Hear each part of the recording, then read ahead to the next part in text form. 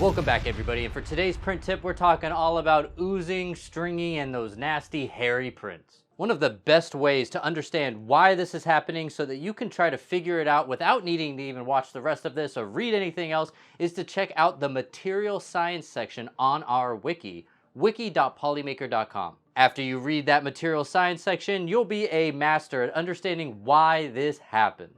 But here are just some print tips so that you can troubleshoot the symptom of hairy or stringy prints. The most obvious method is to increase your retraction settings. That would be to increase your retraction distance and possibly your retraction speed as well. Retraction is what it sounds like. After a movement is done and the printer then travels, it will retract the filament back up the hot end a small amount, and you can increase this amount by increasing the retraction distance. If you have your retraction settings too low, then you should increase your retraction settings.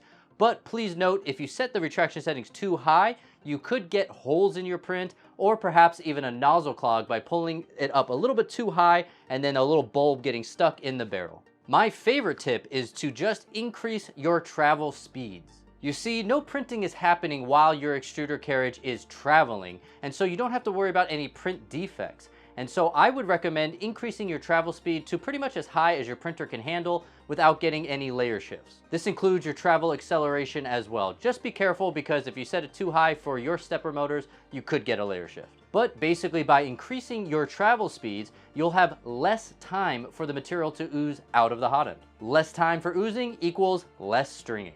Next up, stringing could be a little bit worse with a Bowden setup. We know these are not as common as they once were, but if you have a Bowden setup, you may want to try out playing around with the setting coasting. We definitely don't recommend using coasting if you have a direct extruder setup, but coasting will replace the last part of your printing path with a travel path. So you're basically using the oozed material to finish the layer. If you turn this on when you have a direct extruder though, you can get holes at the end of each layer.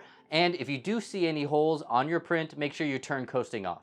Another common culprit is you just have wet filament. So if you hear any popping or cracking noises while you extrude, make sure you dry your filament. The amount of string and hair will be reduced drastically.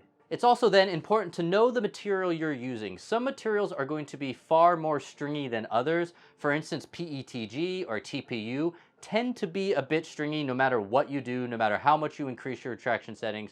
So you might have a little bit of string to clean off certain materials. Well, follow those tips and you shouldn't ever have to worry about a super hairy, super stringy print ever again.